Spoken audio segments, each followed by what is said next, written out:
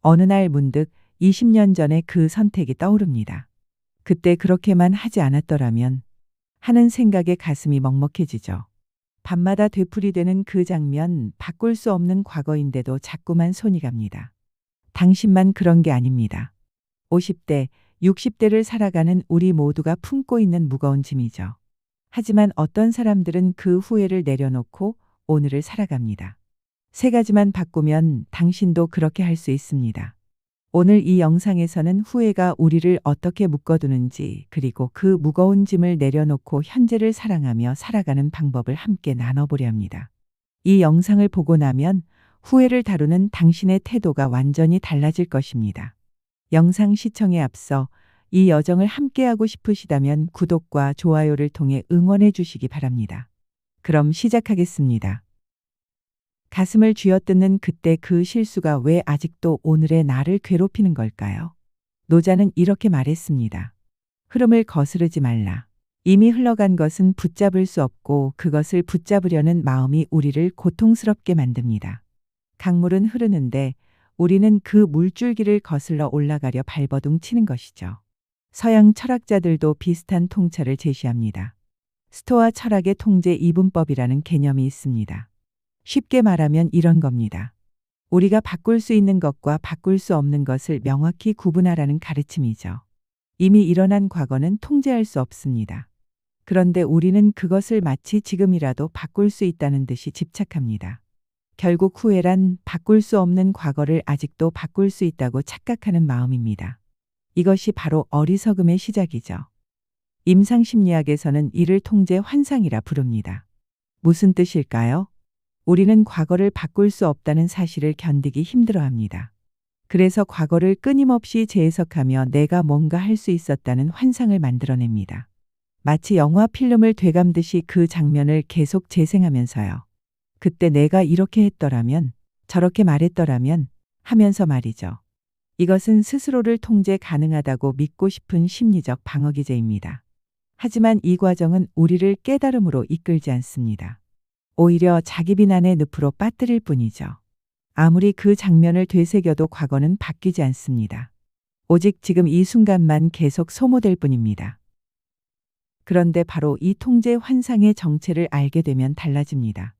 후회가 과거를 바꾸려는 헛된 시도였다는 것, 그 사실을 인식할 때 비로소 후회는 자책이 아니라 이해의 과정으로 바뀝니다.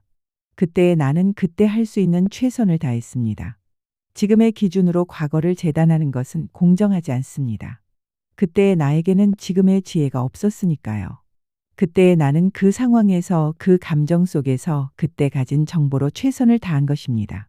당신의 소중한 남은 인생을 이미 끝난 드라마의 재방송을 보며 계속 낭비하시겠습니까? 후회는 통제할 수 없는 과거를 통제하려는 헛된 시도입니다. 그렇다면 이 깨달음만으로 충분할까요? 아니요. 우리에겐 또 다른 적이 있습니다. 그것은 바로 자기 자신을 비난하는 마음입니다. 이제 우리는 후회가 현재의 삶을 어떻게 갉아먹는지 그 구체적인 심리 패턴을 들여다봐야 합니다. 누군가의 잘못은 이해하면서도 내 실수에는 끝없이 벌을 주는 사람이 있습니다. 바로 우리 자신의 모습일 경우가 많죠. 우리는 종종 같은 후회를 반복합니다. 이미 지나간 일인데 마음은 그 자리에 멈춰 서 있죠. 그렇게 과거에 머무르다 보면 현재를 긍정하지 못하고 미래로 나아갈 힘마저 잃게 됩니다. 후회는 시간을 묶어두는 감정입니다. 그래서 자존감이 낮을수록 사람은 살아가는 일보다 되새김질에 더 많은 시간을 씁니다.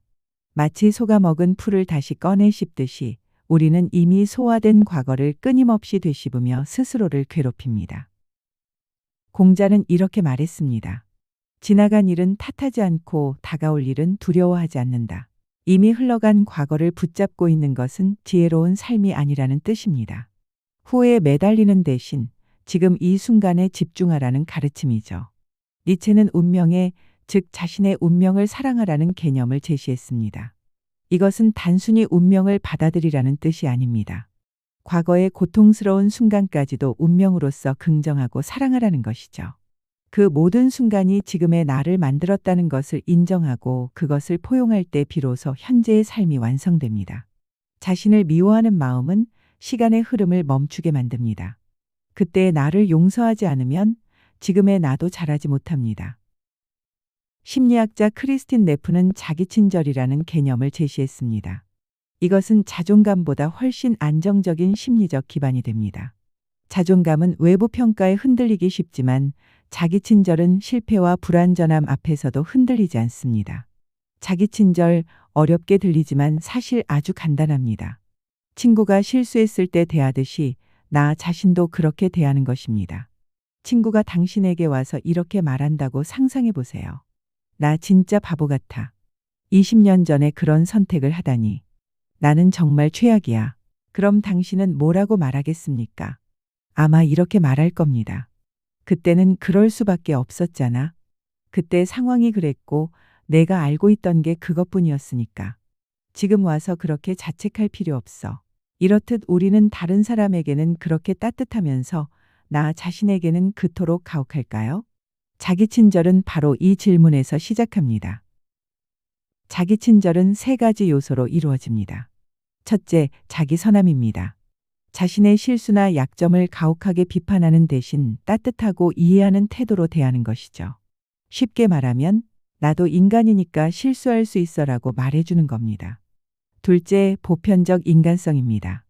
실수와 고통은 나만의 것이 아니라 모든 인간이 겪는 보편적 경험임을 인식하는 것입니다. 다시 말해, 이 세상 모든 사람이 후회하며 살아갑니다. 당신만 특별히 잘못 산 게 아니라는 거죠.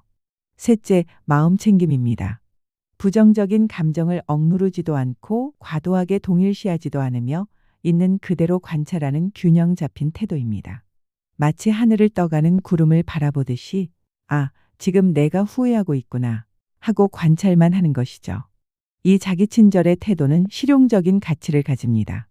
자기 친절을 실천하는 사람들은 비판을 방어하지 않고 수용할 수 있습니다. 자신을 지키기 위해 방어벽을 세우지 않아도 되니까요. 그래서 오히려 더 빨리 배우고 성장합니다. 자신을 비난하느라 바쁜 사람보다 자신을 안아주는 사람이 더 빨리 앞으로 나아갑니다. 과거에 대한 후회가 떠오를 때 그것을 억누르려 하지 마세요. 대신 지금 이 감정이 드는구나 하고 관찰해 보세요. 감정을 있는 그대로 바라볼 때 그 감정은 우리를 지배하지 못합니다. 내 편 하나 없는 삶을 계속 사시겠습니까? 아니면 지금 당장 나 자신의 가장 든든한 지지자가 되시겠습니까? 자기 친절은 후회의 고리를 끊는 열쇠입니다. 하지만 여기서 한 걸음 더 나아가야 합니다. 이제 우리는 불완전한 과거까지 통합하여 삶 전체를 하나의 온전한 이야기로 완성해야 합니다. 흰머리만큼 쌓인 삶의 후회를 인생의 훈장으로 바꾸어 가치를 회복하는 태도가 있습니다. 많은 사람이 후회 없는 삶이라는 불가능한 통념을 추구하며 절망합니다. 하지만 그것은 환상입니다. 인간이라면 누구나 후회할 일을 겪습니다. 완벽한 선택만 하며 살아갈 수는 없으니까요. 진정으로 의미 있는 삶은 불완전함까지 포용하는 통합된 삶입니다. 완벽을 향한 집착은 나를 지치게 하지만 통합은 그 반대로 나를 단단하게 만듭니다. 실수도 후회도 고통도 모두 나의 이야기의 일부로 받아들일 때 비로소 우리는 온전한 사람이 됩니다. 한 권의 책을 읽는다고 상상해 봅시다. 그 책에는 행복한 페이지도 있고 슬픈 페이지도 있고 실수투성이인 페이지도 있습니다. 그런데 만약 당신이 슬픈 페이지와 실수한 페이지를 모두 찢어내 버린다면 그 책은 온전한 이야기가 될 수 있을까요? 아니죠. 오히려 부분 찢어져 사라진 이해할 수 없는 책이 될 것입니다. 세네카는 이렇게 말했습니다. 죽음을 인식하는 자만이 비로소 삶에 충실할 수 있다. 유한한 시간을 자각할수록 우리는 과거의 후회 대신 남아있는 시간의 가치를 깨닫게 되죠. 시간은 유한합니다. 그래서 후회에 쓸 시간이 아깝습니다. 동양에서도 장자는 진인묵이라 했습니다. 참된 사람은 자신을 앞세우지 않고 생사조차 초연히 받아들인다는 뜻이죠.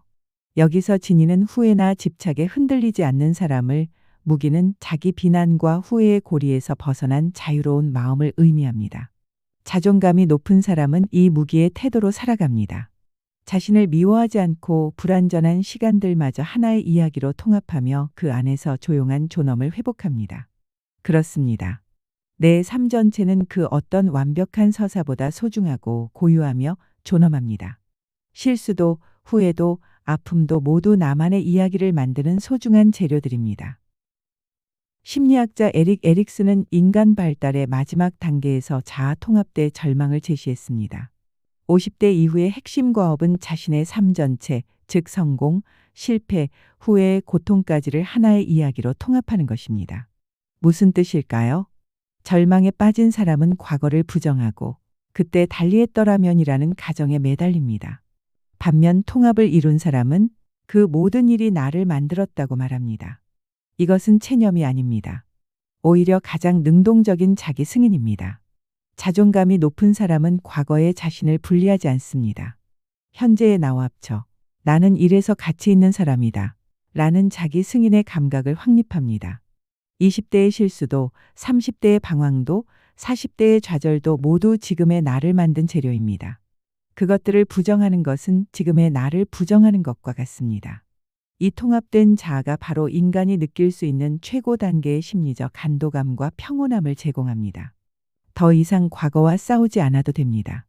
더 이상 자신을 변명하지 않아도 됩니다. 나는 이런 사람이다라고 담담히 말할 수 있는 평온함, 그것이 바로 통합이 주는 선물입니다. 당신은 후회와 절망 속에 갇혀 있을 것인가요? 아니면 삶을 온전한 이야기로 완성할 것인가요? 이제 구체적으로 무엇을 할 수 있을까요? 3가지 실천을 제안합니다. 인식, 행동, 태도. 이 3차원에서 후회를 다루는 법을 함께 나눠보겠습니다. 첫째, 그때의 나도 최선이었다고 인정하는 인식의 실천입니다. 후회가 떠오를 때 이렇게 말해보세요. 그때의 나는 그때 할 수 있는 최선을 다했다. 과거의 행동을 지금의 잣대로 재단하지 마세요. 당시의 상황에서, 당시의 정보와 감정 속에서 내린 최선의 선택이었음을 받아들이는 연습을 해보세요. 매일 아침 거울을 보며 이렇게 말해보세요. 나는 그때도 충분히 노력했다. 지금의 나도 충분히 괜찮다. 이것은 자기 최면이 아닙니다. 사실을 인정하는 것입니다. 둘째, 후회 목록을 감사 목록으로 전환하는 행동의 실천입니다. 종이를 꺼내 후회하는 일 3가지를 적어보세요. 그리고 각 후회 옆에 이것을 통해 나는 무엇을 배웠는가? 라고 질문해 보세요. 후회는 교훈의 다른 이름입니다. 그 후회로 인해 얻은 지혜나 통찰 3가지를 적어보세요. 예를 들어, 그때 그 사람에게 상처 주는 말을 했다는 후회가 있다면 나는 말의 무게를 배웠고 이제는 더 신중하게 말한다라고 적을 수 있습니다. 후회의 에너지를 현재의 감사로 바꾸는 것이죠. 셋째, 시간의 유한함을 인식하고 현재를 사랑하는 태도의 실천입니다. 남은 시간을 무엇에 쓸 것인지 선택하세요. 가장 소중한 것, 사람, 취미, 건강, 배움의 시간을 쏟겠다고 선언해 보세요. 매일 밤 자기 전 이렇게 물어보세요. 오늘 나는 어떻게 살았는가? 지나간 후회 대신 지금 살아낸 하루를 돌아보는 것입니다. 시간은 유한합니다. 그렇기에 더욱 소중합니다. 후회에 쓸 시간이 아깝습니다. 남은 시간을 현재를 사는 데 쓰세요. 오늘 우리는 3가지 사유를 나눴습니다. 첫째, 후회는 통제할 수 없는 과거를 통제하려는 환상에서 비롯됩니다. 둘째, 자기 친절은 그 고리를 끊는 열쇠입니다. 셋째, 불완전함까지 통합할 때 비로소 우리는 온전한 삶을 완성합니다. 장자는 말합니다. 인생은 꿈과 같다. 하지만 그것은 무의미하다는 뜻이 아닙니다. 오히려 그렇기에 더욱 소중하다는 의미입니다. 짧고 덧없기에 우리는 매 순간을 사랑하며 살아가야 합니다. 후회는 지금의 나를 갉아먹습니다. 그 고리를 끊는 열쇠는 당신 손에 있습니다. 그때의 나를 용서하고 지금의 나를 사랑하세요. 그것이 마음이 단단한 사람들이 후회를 다루는 방식입니다. 당신은 어떤 선택을 하시겠습니까? 댓글로 생각을 나눠주세요. 오늘 영상이 조금이라도 도움이 되셨다면 구독과 좋아요로 응원해주세요. 오늘 하루만큼은 자신을 사랑하는 시간으로 채우시길 바랍니다. 감사합니다.